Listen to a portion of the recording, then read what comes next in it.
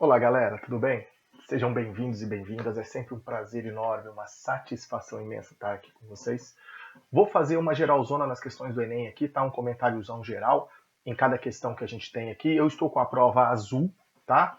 Na prova azul, a biologia começa na questão número 92, tá? É uma questão que fala sobre resíduos, é uma questão que fala sobre preocupação socioambiental, e o texto ele diz, ó, a enorme quantidade de resíduos gerados pelo consumo crescente da sociedade traz para a humanidade uma preocupação socioambiental, em especial pela quantidade de lixo, ele fala do lixo. Além da reciclagem e do reuso, pode-se melhorar ainda mais a qualidade de vida substituindo polímeros convencionais por polímeros biodegradáveis. Aí está o detalhe. Qual é a vantagem desse polímero biodegradável? Gente, se é um polímero biodegradável, ele vai ter uma capacidade mais fácil de degradação no meio, né? Ou seja, com essa degradação mais fácil, ele vai ter um tempo menor no ambiente, poluir menos. Por isso que a alternativa que diz são degradados em um tempo bastante menor que os convencionais é o que nos dá a alternativa correta na questão 92 da prova azul, tá ok?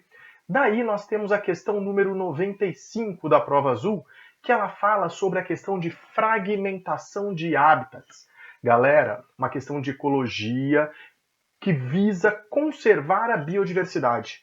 Quando você tem fragmentação, fragmentos florestais, o que você faz? Qual a medida que a gente utiliza para que a gente consiga manter a biodiversidade sem perda?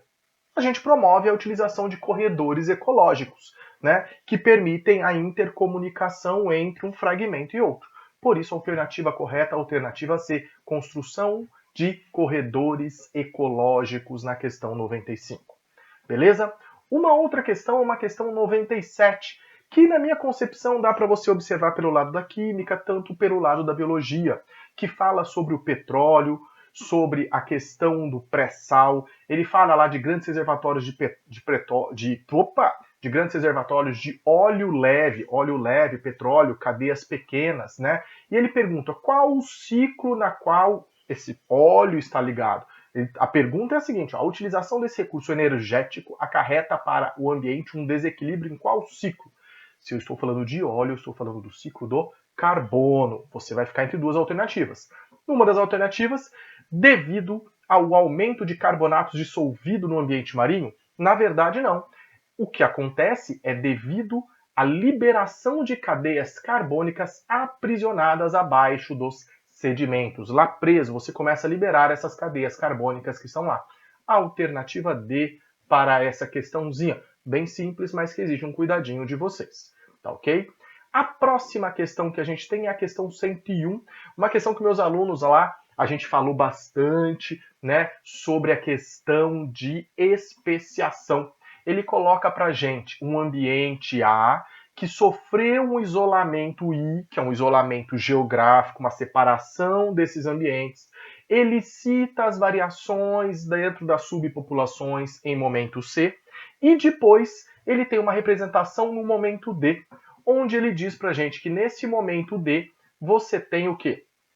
Uma interrelação entre indivíduos, duas populações distintas, e no outro, no D2, né, uma coexistência desses elementos em conjunto. E esse momento D representa o quê? Ele descreve para a gente a seguinte situação. Na alternativa C, ele diz que no D1 ocorre duas populações separadas por isolamento reprodutivo. Lembrando que o isolamento reprodutivo é aquela condição que nos diz a respeito de quê? A respeito de falar que realmente houve um processo de especiação. É o estágio final da especiação, tá ok? Então, alternativa C na questão 101 da prova azul, tá ok? Questão sobre evolução, sobre especiação. Questão 103 da prova azul é uma questão também de ecologia, vinculada ao dióxido de carbono. Ele cita o gelo seco, eu falo que quando a gente era criança a gente brincava muito de gelo seco, ele cita o gelo seco, a questão dessa ação do gelo seco e tudo mais. E ele diz, considerando as propriedades descritas, o aumento atmosférico da substância afetará os organismos aquáticos em razão do quê? Gente, se eu aumentar a emissão de dióxido de carbono no ambiente aquático, o que vai acontecer? Eu vou levar um processo de acidificação, né? Você vai ter um processo de acidificação. Por isso que ele diz de uma maneira bonita, redução do potencial hidrogeniônico da água. Em outras palavras, ele diminui o pH do ambiente devido ao excesso de gás carbônico. Essa é a nossa alternativa correta na questão 103. Beleza? Essa é a nossa alternativa correta na questão 103. A questão 104 também é uma questão aí que fala sobre o petróleo e ela vincula a questão das aves. Né? Como as aves, né, sofrem o impacto do petróleo com derramamento, falam dos cuidados para fazer com que a ave retorne ao ambiente, lava a ave, tudo mais aquela condição. E elas precisam recuperar a capacidade de flutuação. Por que as aves conseguem flutuar? Porque nas penas elas têm um óleo produzido pela glândula uropigiana ou uropigial, né, que permite essa impermeabilização. E essa impermeabilização permite a flutuação das aves. Isso está dizendo para a gente na alternativa E da questão número 104 da prova azul. Refazer a camada de cera impermeabilizante das penas. É isso que você precisa fazer, que essas aves precisam fazer. A alternativa E na questão 104. Já na questão 108, lembra, para quem está assistindo aí, eu estou na prova azul do Enem, questão 108, ele fala a respeito de quê? Ele fala no uso de substâncias nos medicamentos. Sabe aquelas cápsulazinhas? Isso, quando você vai tomar aquele remédio, aquela pílula zona grande com o pozinho lá dentro. Ele fala que essa substância a indústria farmacêutica utiliza para alterar o sabor do medicamento, melhorar a assimilação do composto e tudo mais. E que alguns são à base de celulose. E ele diz pra gente aqui, ó, quando em contato esse fármaco somente seja liberado em contato com soluções aquosas cujo pH se aproxime da neutralidade. Ou seja, aquela partícula de celulose só vai ser rompida para liberar o fármaco quando numa neutralidade aproximada. Então, qual a finalidade do uso do revestimento à base de celulose? O que ele vai permitir nessa condição? A resposta correta para a gente é a alternativa C. Garantir que não seja afetado pelas secreções gástricas. Porque quando chega no estômago, o que acontece? A acidez não vai permitir com que aquele fármaco, aquela película de celulose seja rompida. E o fármaco consegue ser preservado ali dentro.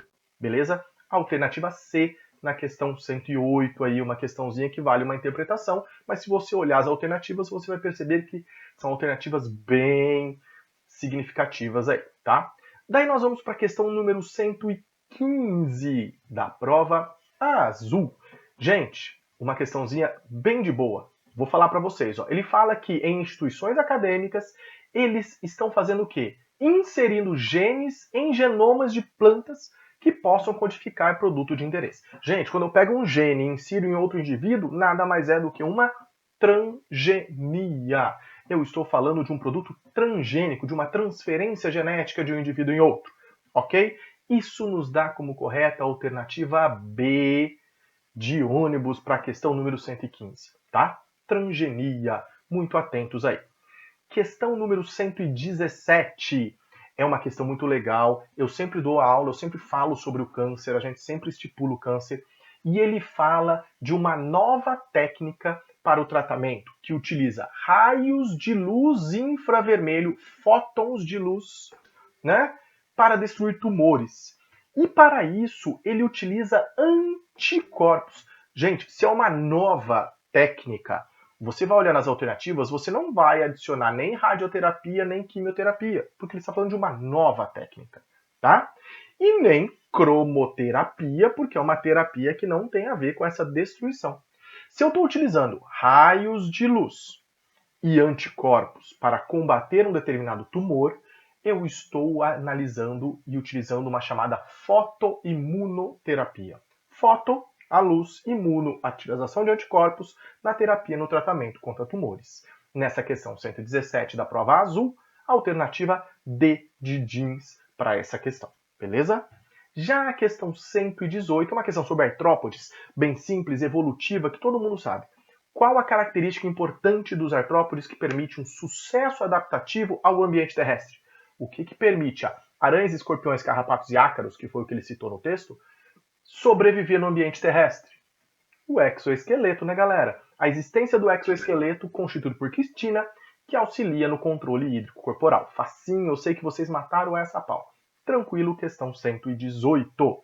Já na questão 119, uma questão que exige uma interpretação de você, ela tem um gráficozinho e ela compara a OD e a DBO, né? É o oxigênio dissolvido no ambiente aquático e a demanda bioquímica de oxigênio. Só lembrando para vocês que quanto maior a demanda, maior a emissão de produtos de matéria orgânica, maior vai ser a DBO do ambiente, tá? Porque maior vai ser o processo aeróbico que vai acontecer. Então você precisava identificar isso aí, tá? Analisar. Porque ele fala pra gente assim, ó, 5 pontos de amostragem, com emissão de esgoto e tudo mais. E ele pergunta na questão: qual ponto de amostragem da água do rio está mais próximo ao local que recebe despejo de esgoto? Se ele recebe muito esgoto, ele recebe alta quantidade de matéria orgânica, logo a DBO vai ser muito mais elevada. E essa é a observação que você tinha que ter, simplesmente identificar qual dos pontos eu tenho a maior DBO. Você ia observar que no ponto 1, o que nos dá como correta a alternativa A da questão número 119 da prova azul. Bastava você analisar qual a maior taxa de DBO. Beleza? Tranquilo? Da 119, nós vamos para 121, uma questão tranquila que fala de uma análise onde você tem um recipiente com bactérias aeróbicas e uma alga filamentosa, iluminada por uma fonte de luz, com um espectro. Ele fia o espectro de luz, uma diferenciação. Você vai observar no esquema que você tem regiões com maior quantidade de bactérias aeróbicas e uma região com menor quantidade. E ele pergunta, considerando a figura, a faixa do microespectro, que a alga possuir maior taxa de realização fotossintética. Gente, se ela tem maior taxa de realização fotossintética, eu vou ter maior quantidade de bactérias aeróbicas naquela região. Bastava você observar a imagem e perceber aonde eu tinha maior concentração desse elemento. Você vai ver que é no espectro vermelho, o que nos dá como correta a alternativa E, no espectro vermelho. Tá ok? Então, questão 121 da prova azul, aquela de bactéria aeróbica e filamento de alga verde, alternativa E, na questão 121. Questão 122, bem simples, você precisava ter o conceito na sua cabeça de densidade. Ele falava que exames parasitológicos de fezes para identificar ovos de parasitas, de vermes. E ele colocava esses ovos em uma solução de densidade 1,15 gramas por ml. Tá? E ele fala que ovos de alguns parasitas flutuam quando colocados nessa solução. Quem vai flutuar? Quem tem menor densidade. Bastava a partir da tabela você observar. Quem tem a menor densidade em relação à solução, a solução tinha uma densidade 1,15, já você observava na tabela, o ancilostoma 1,06, o ascaris 1,01, o ascaris lumbricoides 1,011 e o ascaris sum 1,13. Todos os outros são acima de 1,15. Logo, alternativa C, o ancilostoma, o ascaris lumbricoides e o ascaris sum. É uma interpretação de conceito de densidade. Menor densidade, boia em relação a maior densidade. Alternativa C de sítio na questão 122. Já a questão 125, questãozinha de genética que exigia um cálculo matemático, tipagem sanguínea. Você acha que é genética, mas era uma questão de genética de populações. Lá, princípio de Hardy-Weinberg, aquela questão bonitinha.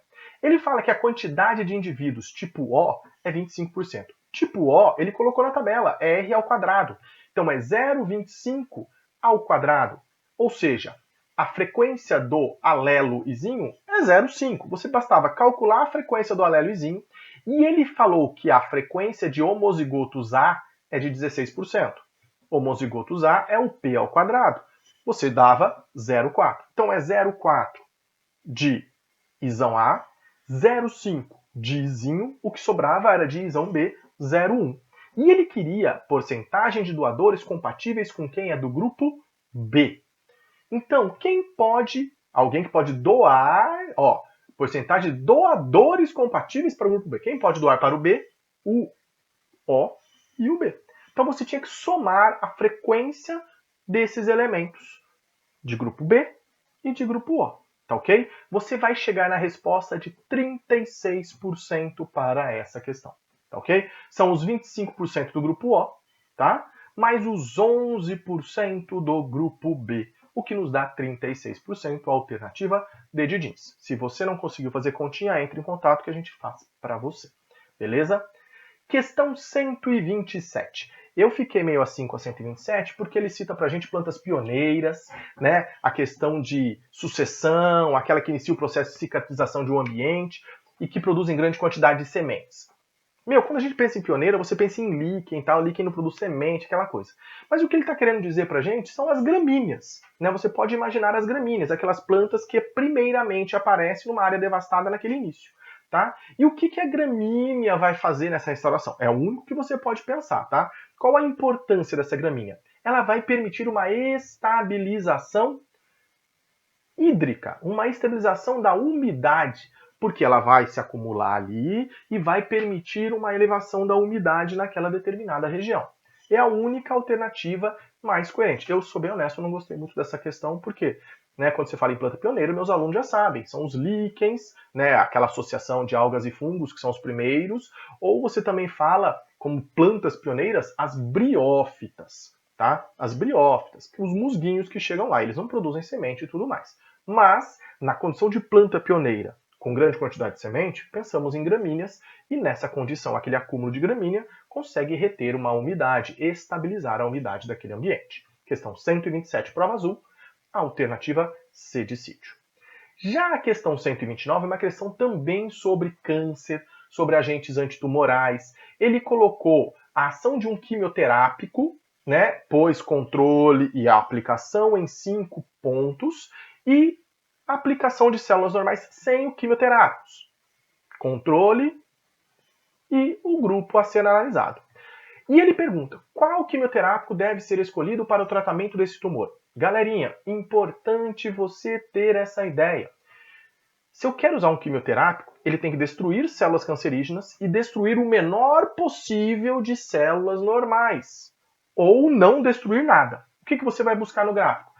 Diminuição das células tumorais e manutenção ou aumento das células normais. E você vai encontrar isso na alternativa B, que é a coluna 2, que tem uma redução no número de células tumorais e um aumento no número de células naturais, normais, não cancerígenas do indivíduo. Alternativa B, questão de análise gráfica, bem comum no Enem, a gente sabe disso aí, tá ok? Questão 132 é uma questão que fala pra gente sobre risco ambiental, que também é uma questão que você fica assim, para onde eu vou, para onde eu não vou, porque fala de queima de fogos de artifício, os riscos ambientais dessa condição. Gente, o que tem no fogo de artifício? Nos fogos de artifício nós temos metais pesados. Esses metais pesados podem afetar. Lá ele cita pra gente bário, chumbo, cromo. São metais que podem afetar dentro da cadeia alimentar, afetar dentro do organismo e gerar poluentes. Por isso, a alternativa D como correta na questão 132. Os produtos da queima contêm metais pesados e gases tóxicos que resultam da poluição atmosférica. Daí a nossa alternativa na questão 132. Prova azul, beleza? E por último, a questão 135, que está errada, galera. Vou falar para vocês, vou citar para vocês, não sei o que eles vão fazer, mas está errada. É aquela questão que fala que os diferentes tipos de café que consumimos nem sempre vêm da mesma espécie de planta. As duas espécies de café mais utilizadas são a Coffea canephora e a Coffea arábica. A primeira é diploide, 2N igual a 22. Até aqui bonito. E a segunda é tetraploide, 2N. Opa, se é tetraploide ela é 4N, ela não é 2N. Já tem um erro conceitual aqui nesse começo. Ó. Tetraploide é 4N, não 2N. Mas ele continua, você não se tocou e você continua lendo. Acredita-se que essa espécie tetraploide surgiu do cruzamento natural da canéfora com uma eugenoides, ambas diploides. Bom, se as duas são diploides, elas sofreram, o que aconteceu? Um erro na meiose. Esse erro na meiose gerou células, não aconteceu separação, correto?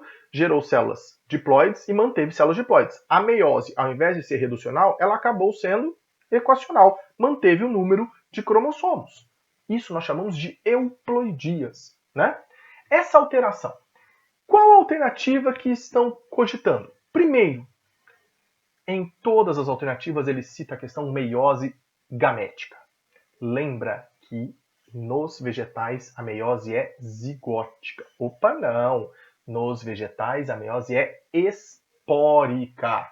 A meiose acontece para formar esporos. Tanto que a alternativa que mais se aproxima é a alternativa D, que diz assim: falha na separação durante a meiose gamética em ambas as plantas parentais. Só que a meiose é espórica e não gamética em vegetais, tá? A meiose nos vegetais é espórica para formar esporos. Daí não temos alternativa para essa questão, tá ok? Esperamos que ocorra um cancelamento dela, beleza? Galera, foi um prazer enorme, uma satisfação imensa. Espero ter conseguido ajudar vocês para que vocês entendam isso aí. Qualquer coisa, entre em contato e a gente conversa. Um beijo enorme, fiquem com Deus e bio é vida sempre. Fui!